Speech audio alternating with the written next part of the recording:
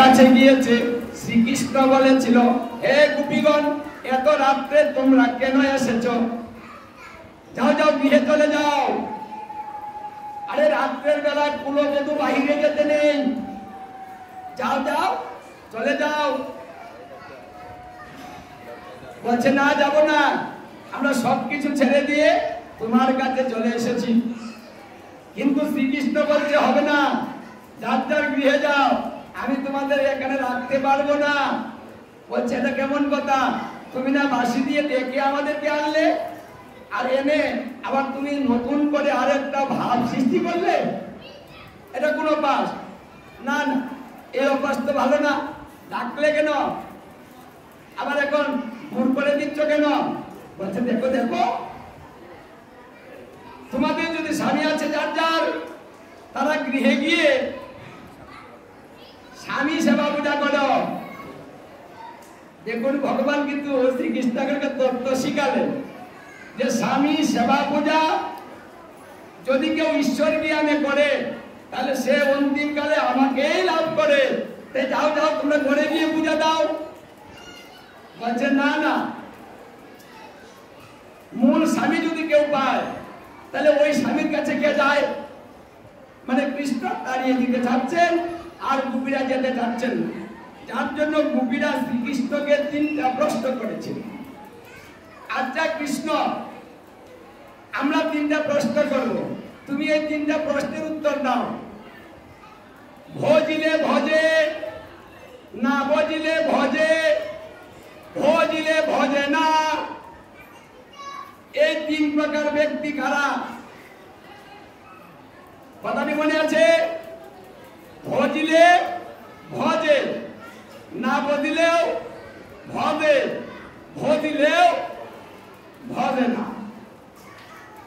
কৃষ্ণ বলছে, হে গোপীগণ, তাহলে শোনা, ভজিলে ভজে এরা হলো স্বার্থপর।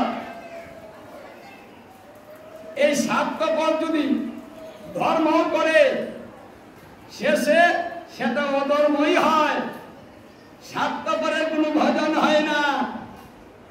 কথাটা লক্ষ্য করুন, শ্রীকৃষ্ণ প্রশ্নের উত্তরটা কেমন দিয়েছেন আপনারা বুঝেছেন যে ভজিলে ভজে কারা, স্বার্থপর কিভাবে হলো।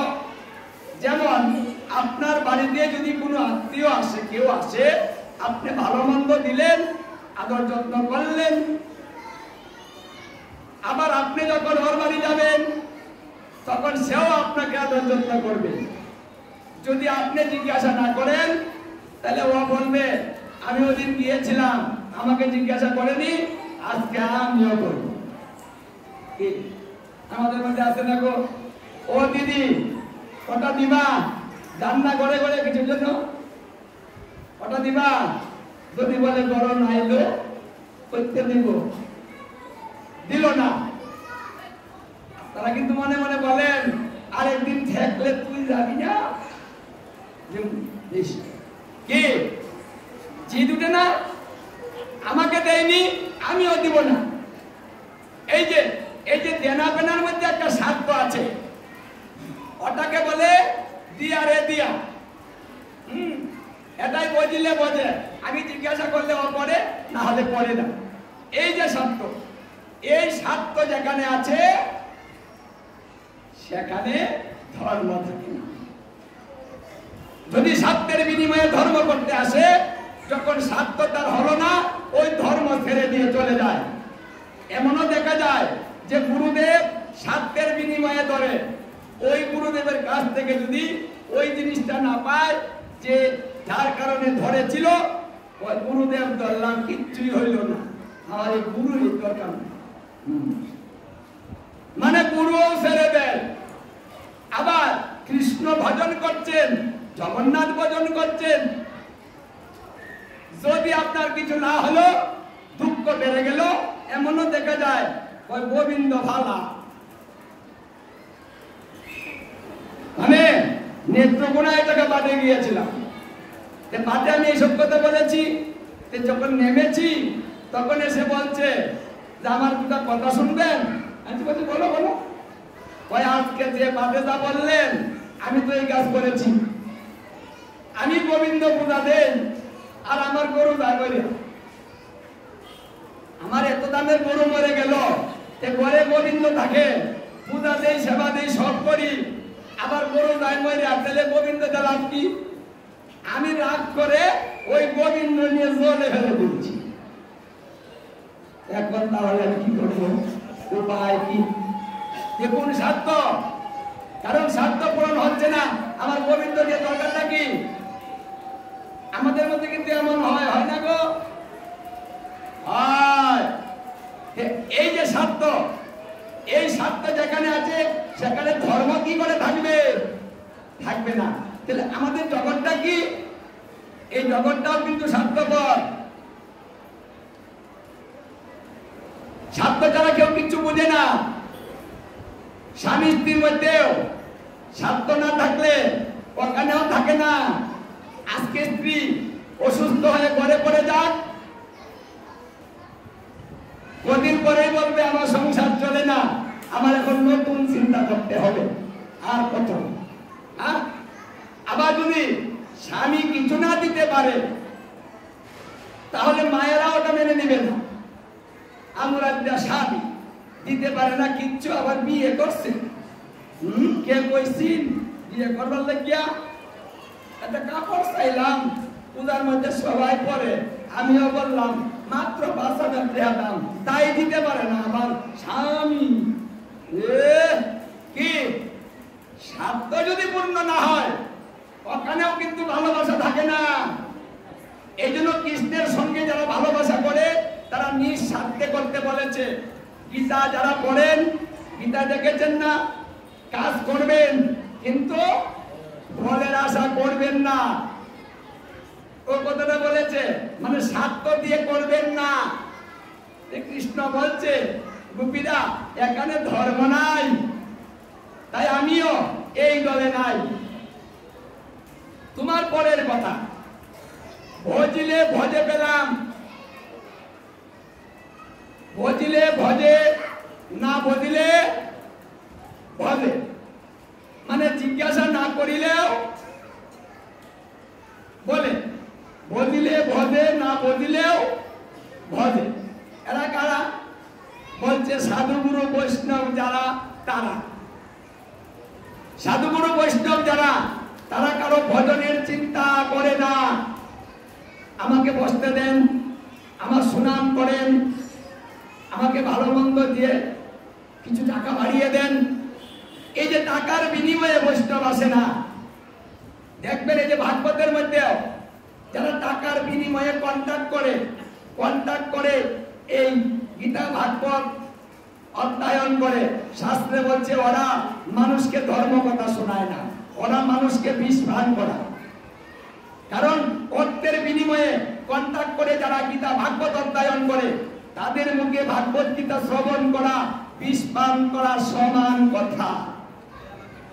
অথচ আজকাল আমাদের তাই চলছে, যারা টাকা বেশি নেয় হয় আন্তর্জাতিক বক্তা, এত টাকা দিয়ে আনতেছি, মানে টাকা বেশি বক্তা বড়, টাকা কম, আরে অল্প টাকা বেশি লাগে না, সস্তা, বড় পাঠক না। মানে টাকা বেশি না নিলে বড় পাঠক হওয়া যায় না। মানে যারা দীক্ষা দেয় বেশি করে টাকা নেয়া, আমাদের গোসার দাম আছে, দীক্ষা নিলেও ৫,০০০ টাকা দক্ষিণা লাগবে। মানে যত দাম বাড়বে, টাকার দাম বাড়বে, ওর দামও বাড়বে। অথচ শাস্ত্রে বলেছে এটা নিষিদ্ধ। আর জগতে তাই চলছে। এই জন্য হরিকথা হচ্ছে, গীতা ভাগবত হচ্ছে, নাম সংকীর্তন হচ্ছে, জীবের পরিবর্তন হচ্ছে না। হবে কি করে? ব্যবসিকের মুখ থেকে কৃষ্ণ কথা শুনলে ওই নামে ক্রিয়া করে না, ওটা ভিতরে পৌঁছায় না, বাহির দিয়েই চলে যায়। এখন সাধুগুরু বৈষ্ণবের স্বভাব হয় তারিতে পামর, নিজের কার্য নাই তবু যায় পরের গল। সাধুগুরু বৈষ্ণবের স্বভাব হয় বড় উপকারের জন্য ধারে ধারে যায়, নিজের স্বার্থের জন্য না। এই জন্য ওরা ভজনের চিন্তা করে না, কেউ জিজ্ঞাসা করলো না। সাধুগুরু বৈষ্ণবরাই এই কাজটা করে। এরাই হলো প্রকৃত ভক্ত, যারা না বুঝলেও আরেকজনকে ভজে। নিজের সম্মানের চিন্তা করে না, অন্যকে সম্মান দেয়। এটা মহাপ্রভুর শিক্ষা। বৈষ্ণব হতে ছিল মনে বড় সাধ, ঋণাদুপি ঢুকে এসে পরে গেলাম বা। মহাপ্রভু বলছে বৈষ্ণব হওয়ার জন্য চেষ্টা করলাম, হতে পারলাম না। কেন পারলাম না? ঋণাদুপি শুনি যেন তরুপা সহিষ্ণু না, অমানি না মানব হেন কীর্তনিয়া সদা হরি। এই যে এটার মধ্যে আমি নাই। একজন বৈষ্ণব কেমন হবেন? বলছে তৃণাদুপি শুনি যেন, তৃণাত্ম গাছ। একটা বৈষ্ণব একটা গাছের চাইতে নিচ হবে। গাছকে যদি আপনি পাড়া দেন তাহলে গাছটা নিচ হয়ে যায়, আবার যদি ছেড়ে দেন ধীরে ধীরে উঁচু হয়ে যায়, যেই সেই হয়ে যায়। বৈষ্ণব এমন হবে সে যেন উঁচু না হয়, নিচু হয়ে থাকবে। তরুরূপা সহিষ্ণু না, তরু অর্থ বৃক্ষ, বৃক্ষের মতো সহিষ্ণু হবে বৈষ্ণব। তার ক্রোধ থাকবে না, কেউ কিছু বললে রাগ করবে না, বৃক্ষের মতো ধৈর্য ধারণ করবে। একজন বৃক্ষকে আপনি যেভাবে খুশি সেভাবে সাজ করতে পারবেন, ও কিন্তু প্রতিবাদ করে না। তাই বৈষ্ণব কোনো প্রতিবাদ করবে না। আজকাল দেখবেন তো বৈষ্ণব কুসা দিয়া দেখেন,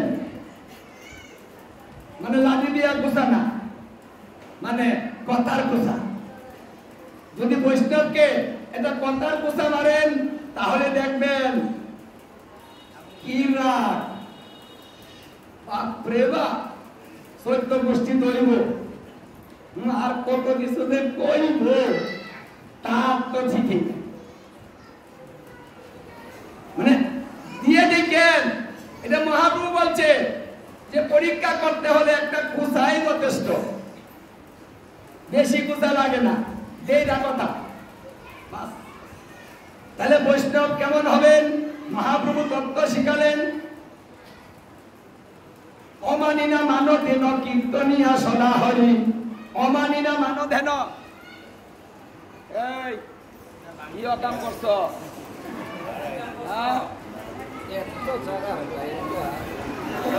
আরে না, অকাম করছে, তুমি এদিকে আসো।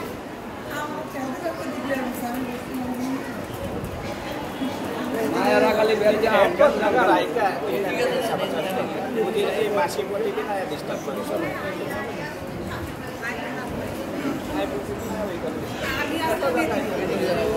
না জ্যাকটা লাগা দেন, উপরের লাইনটা দেন, উপরের লাইনটা সেন্টারের লাইনটা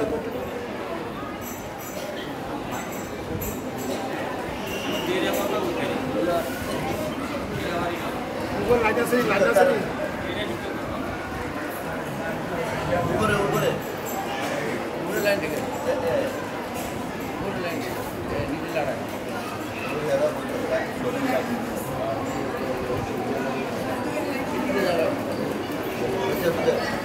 গেল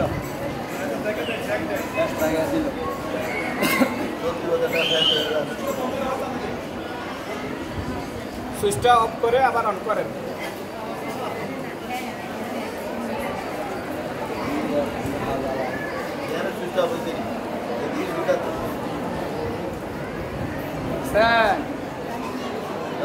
হচ্ছে না ও মায়েরা, এই সংসারে জ্বালা যন্ত্রণা মায়েরাই লাগাও।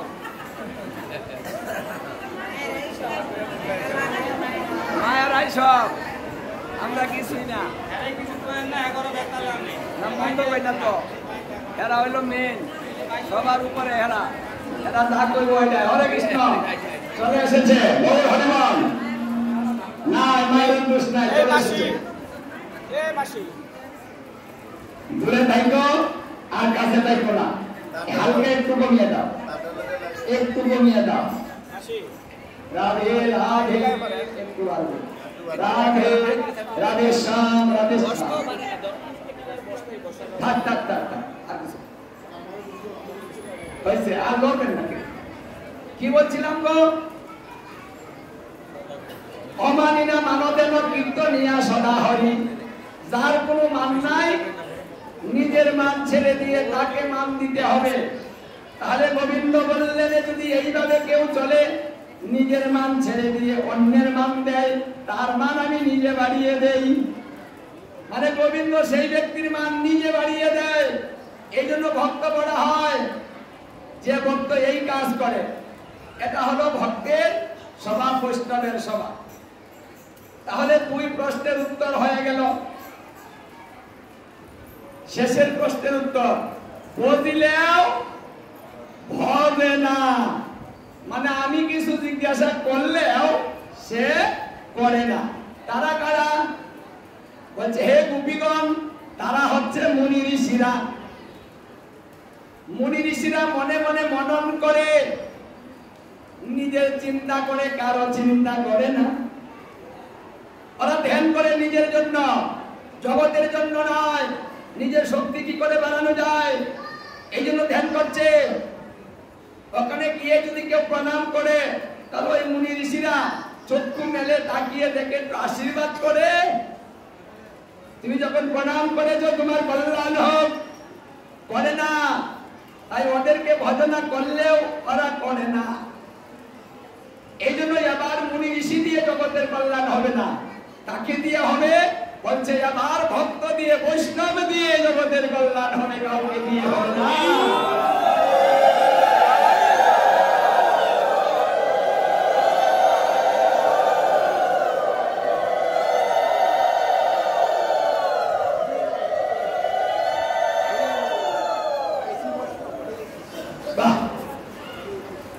এই জন্য কলিতে বৈষ্ণবকে শ্রেষ্ঠ বলা হয়েছে। ভগবান শ্রীকৃষ্ণ স্বয়ং বলেছেন, ওরাই হচ্ছে কলিকালের সর্বশ্রেষ্ঠ, জগতের কল্যাণ করবে। এই জন্য দেখা যায় নৃসিংহ পুরাণে যখন প্রহ্লাদকে নৃসিংহদেব বললেন, হে প্রহ্লাদ, তোমার এই বয়সে এত ভক্তি দেখে আমি খুব প্রসন্ন হয়েছি, আমি তোমাকে বর দিতে চাই, তুমি আমার কাছ থেকে বর চেয়ে নাও। তখন প্রহ্লাদ বলেছিলেন, হে প্রভু, যদি তুমি আমাকে বর দিতে চাও, এই বর দাও। কলির মানে কলিকালে ঘরে ঘরে যেন বৈষ্ণব হয়, প্রতি ঘরে ঘরে যেন বৈষ্ণব হয়, এই বর তুমি আমাকে দাও। নৃসিংহদেব বললেন, আরে তোমার জন্য কিছু চাও, ঘরে ঘরে বৈষ্ণব হলে তোমার কি লাভ? প্রভু, আমার লাভের প্রয়োজন নেই, জগতের যদি কল্যাণ হয়, কথাই আমার না।